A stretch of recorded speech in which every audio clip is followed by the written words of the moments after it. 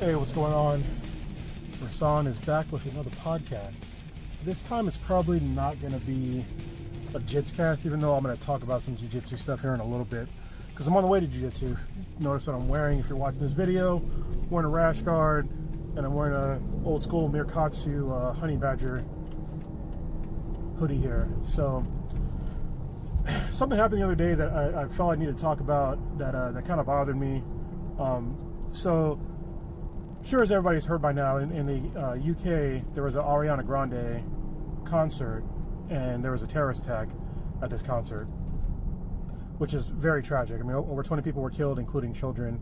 I know so far they've identified at least, one 8-year-old that was killed in this horrific attack, and it's just a shame that these things are still happening in 2017, But the thing that really bothered me, I mean, the attack was obviously it was awful, but what really bothered me is, I'm in the military, or I was in the military, I'm sorry. Once a Marine, always a Marine, all that shit. I was in the Marine Corps for about almost 5 years. And I noticed that for some reason today, there's been a lot of people that have what I like to call toxic patriotism. And I'll try to explain that as best I can. But there was some backlash with some of the people in the military community, basically pointing out that Ariana Grande had spoken out against the U.S. at some point. She said that she hates America and she hates Americans, and they were basically saying that she deserved that attack. To which I say, what the fuck is wrong with you? First of all, we as members of the military, we fight for America. You know what I mean, and all things that America stands for. And the First Amendment, with the freedom of speech, I think it's a very important thing. The freedom of speech doesn't end when somebody says something that you don't agree with. It protects us all from saying whatever the fuck we want to say. And so for her, she could say whatever. Obviously, I don't agree with what she has to say. I mean, I love America, and I consider myself a patriot. But then we have these people out here that want to push some political agenda on the back of a horrific fucking event. Look, kids died at this concert. They were trying to have some fun watching this singer, do her thing.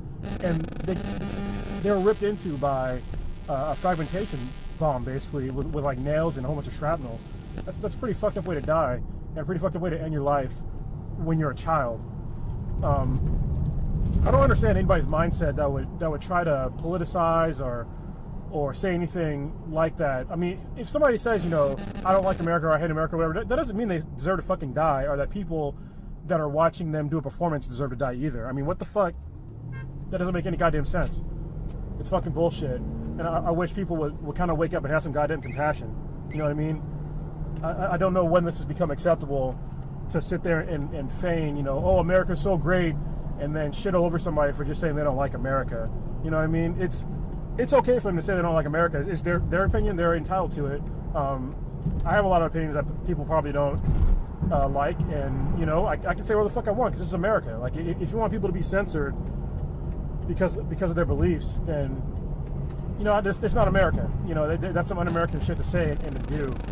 And like I said, this is a horrific event, and I wish people would just show some compassion, for the people that lost their lives and all the families that were affected by this tragedy. I don't know much more I want to talk about that because it really just fucking pisses me off, man. And the fact that I saw a whole bunch of my military family really latching onto this thing, saying, yeah, fuck her and fuck her concerts and blah, blah, blah. You guys are fucking missing the point, man. You're all fucking missing the point. And if you think I'm missing the point, whatever, that's your opinion, but, you can go fuck yourself. How about that? You can say whatever the fuck you want to say, but I can also say go fuck yourself. I don't wish you to fucking die by a goddamn bomb. I just think your opinion is wrong. So, I think that's all I'm going to say on that. I don't want to keep this podcast too negative, especially when I'm driving. I don't want to get fucking road rage, especially here in California, man. There's probably going to be a bunch of traffic here coming up pretty soon because it's rush hour. I'm getting kind of lucky right now with traffic. So, let me just get back to some jiu-jitsu, get off some of that bullshit I was just talking about. So, recently I've been noticing that I've been having a lot of fun doing jiu-jitsu, but I'm seeing some flaws in my jiu-jitsu. I mean, I'm getting a lot better, but I've abandoned some of the things that kind of got me good to begin with. But I've also embraced other things that are getting me better. But I kind of stopped working out, I guess. I haven't really lifted weights in a long time. Not like I'm not weak or anything. I haven't gained a bunch of weight because I went on the keto diet and I actually lost a bunch of weight. But I used to get up at like 5:30 in the morning, get up and fucking work out. You know, do a kettlebell routine, some jump ropes, you know, some battle ropes, stuff like that. I used to have a pretty awesome routine in the morning, and I just kind of stopped doing it. And I've just been thinking about it. I'm wondering why the fuck I did that. I think one of the things is that, you know, when I first started doing jiu-jitsu, a lot of people, they would complain that, you know, I was strong. You know what I mean? I fucking hated hearing that shit. Because there's a lot of people that are faster than me, you know what I mean, or are more technical than me. And I never complained when they were faster than me or more technical than me, because, you know, them's the breaks. You know, if you're faster than me or more technical than me, you know, that's just the way it is. I never complained about that shit, but for some reason in jiu-jitsu, people would complain about strength. And honestly, I wasn't really trying. I mean, when I was like new, obviously I was trying not to fucking die. So yeah, strength was a factor. So I would continually, you know, rely on strength, which is stupid because, you know, my gas tank at the time when I first started, I was about 210, and it wasn't the greatest, to be honest. I was just coming over a pretty significant sort of injury. I have what's called biliary dyskinesia. So basically what that means is the thing that connects my liver, gallbladder, and pancreas to my stomach is fucked up, and I ended up having my gallbladder taken out. And long story short, when they took my gallbladder out, basically now my pancreas gets fucked up. I had pancreatitis probably like 12 to 20 times in the span of a year. It was fucking awful. And before that, I was like in bodybuilder shape. I was a pretty big guy, and I was at probably the peak of my fitness, like in my entire life. I was in my, you know, early 30s, and I was at the peak of my fitness. But then this whole, you know, thing just fucking took me off the table for a good, you know, 2 years. And, you know, I gained some weight, you know, gained some fat. I didn't get as fat as I used to be. When I got out of the Marine Corps, I actually ballooned up to like 250. I didn't get that big. I ended up being about 210. That's when I started my jiu-jitsu journey. And yeah, and people would talk about how, you know, I would use strength and all that stuff, and you know, it really started to bother me, and it really made me kind of change my game. I think it's sort of for the better, but sort of not. I mean, because you got to use some kind of strength, you know what I mean, in jiu-jitsu to do certain techniques, you know. So I didn't really understand where that was coming from. And the thing for me is that jiu-jitsu is actually built for the smaller and weaker guy. So I think if somebody's complaining about, you know, me being stronger, I mean, maybe they forgot what jiu-jitsu is all about. I wasn't trying to bully people. I was just trying to fucking survive because I was new, you know, just survival. You know, and I had very little, you know, grappling background before, except for like the Marine Corps and just fucking around with friends in the Marine Corps, you know what I mean? Just like basic grappling and stuff like that. So mentally, you know, it got to me, and I started to stop, you know, really lifting weights. Then I kind of got back into it, and then I really embraced technique. And I got really good at, you know, certain techniques like the straight ankle lock and Kimuras, even though Kimura is more of a strength move, but the way I do my Kimuras are usually pretty technical. I think that everybody that rolls at me would agree with me when I say that. I mean, I catch Kimuras from all angles, and I almost never use a lot of power to get them. I'm usually trying to catch somebody in a transition or you know, trying to trick them. And if I feel like I have to use, if I get to like the 80% of my strength where I have to pull, you know, I'm pulling on Kimura and I'm just rolling with somebody, I'll just abandon it. Because I mean, I shouldn't have to power through something to get the submission. So, well, what came with that though is that, you know, I was embracing so much technique that I totally gave up strength and conditioning. And my conditioning is still pretty good, especially my jiu-jitsu conditioning. It's pretty good right now. But my strength, I think, has been affected. I don't feel weaker per se, but I also recognize that I haven't been lifting weights, so I have to be weaker at this point. There's no way that I should be able to do the kind of lifting that I did before. I mean, it was all functional fitness stuff, like I explained before, and it was all fun stuff. So, you know, I'm gonna get back to that and really start to embrace that more, and try to get some more explosiveness back into my jiu-jitsu game, because it was a lot of fun, you know, to be able to move around and actually rely on some strength, not a whole lot of strength, but some strength. And I don't want to be in a situation where there's a guy that's bigger than me or stronger than me, and I can't do anything to them because I lack the strength now. So it's just an interesting, you know, kind of thing that I've been thinking about for the past couple of weeks, and I think that I think laziness for me is part to do with it too. I don't consider myself a lazy person, but I think that sometimes I could do things a little better. You know what I mean? I guess it is kind of lazy. But some people, they've asked me, because I'm usually a pretty motivated person.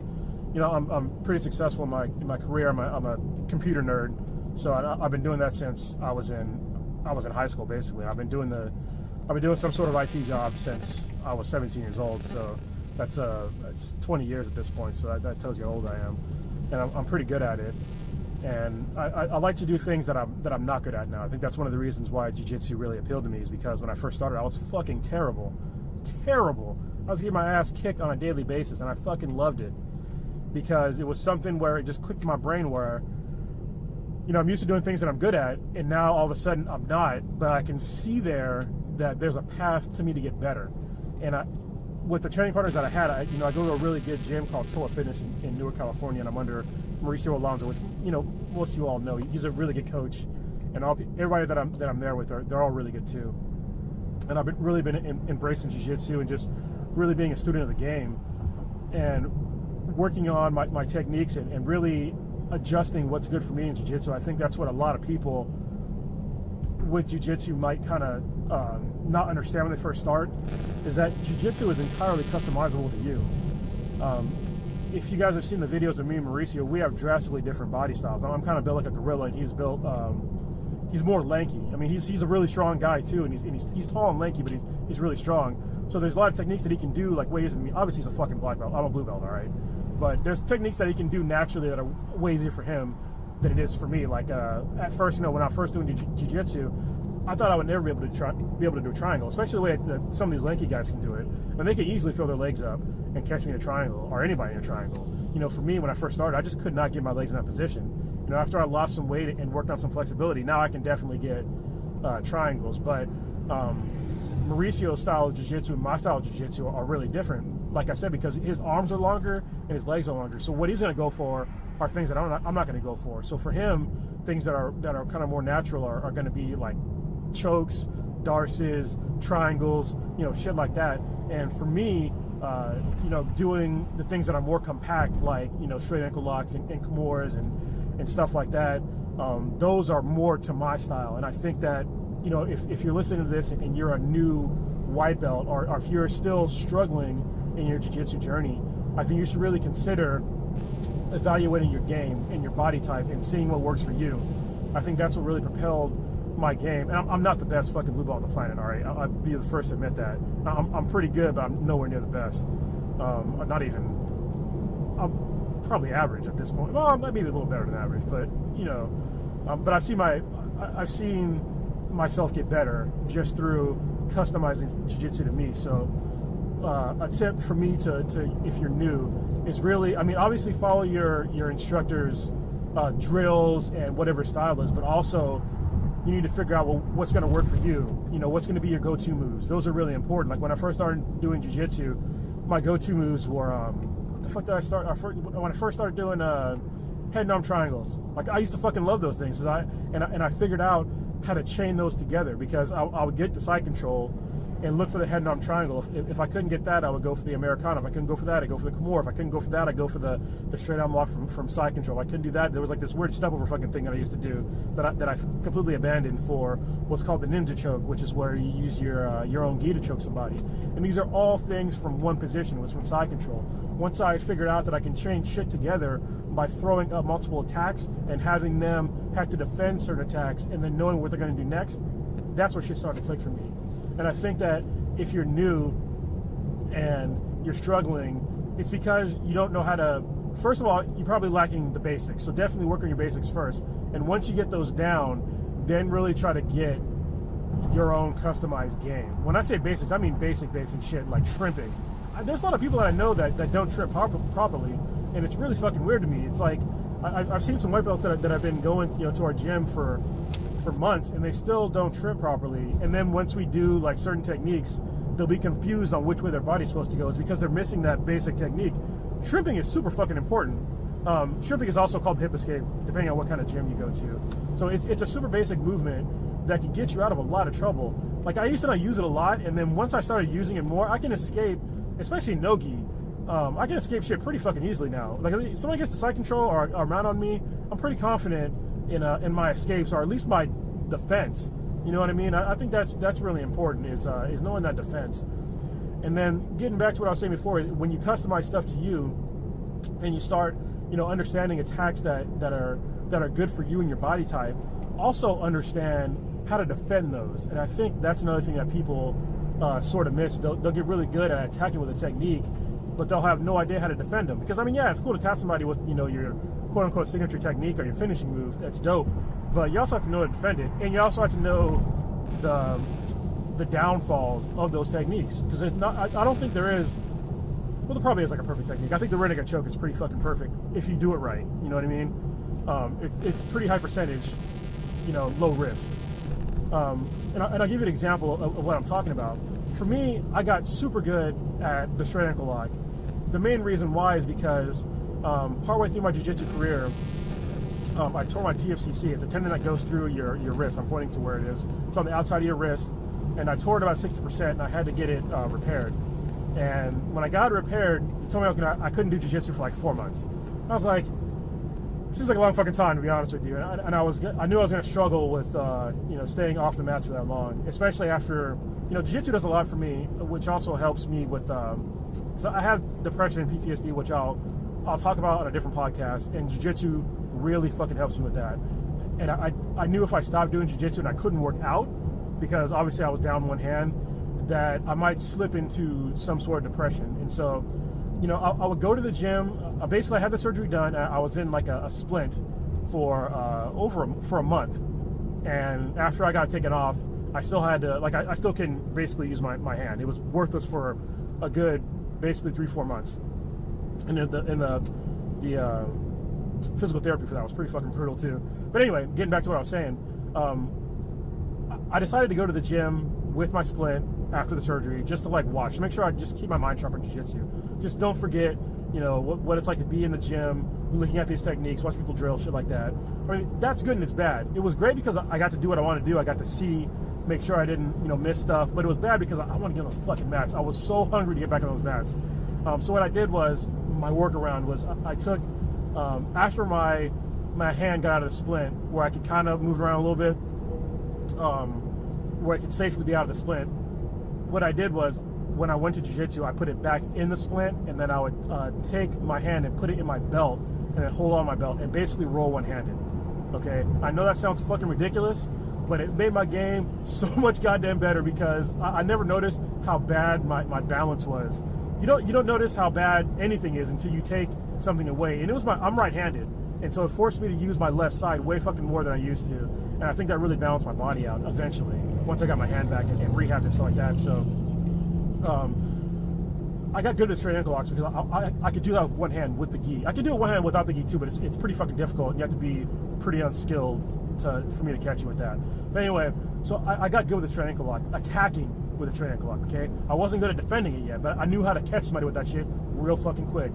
And so what happened was, eventually I got my two hands back, and then people at my gym, they started noticing that that was like my finishing move, right? So people would catch on to that, and they started doing the straight ankle locks too.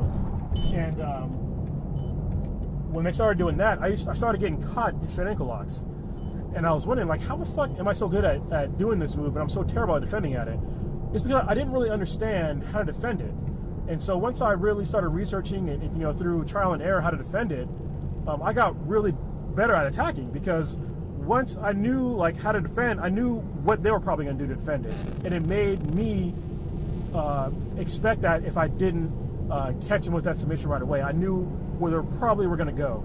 And so that's another thing I would definitely recommend to somebody that's doing jiu-jitsu is learn that attack and defense, because when you learn that defense, it's going to make your attacks that much better. It's just my opinion. Like I said, I'm just a blue belt here. I'm in this journey, and I hope you guys are on this journey with me together.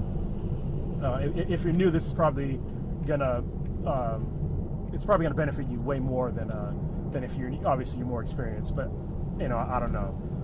But yeah, I'm almost at the gym now. I can't believe I talked pretty much all the way to the gym. So that was pretty good. It wasn't a lot of traffic, so that's good. So anyway, I hope you liked this podcast. I'm gonna do some more kind of Jiu Jitsu podcast probably coming up. I know I spoke briefly about depression and PTSD.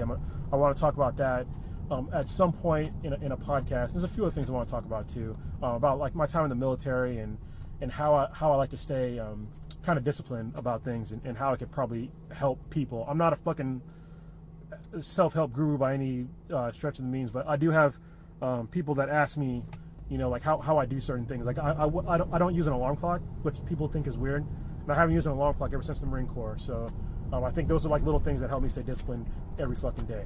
So anyway, this is Rasan, otherwise known as Cronus, or Birkatu if you're some people that used to roll me a long time ago in Jiu Jitsu. So yeah, I'm out this bitch. Peace.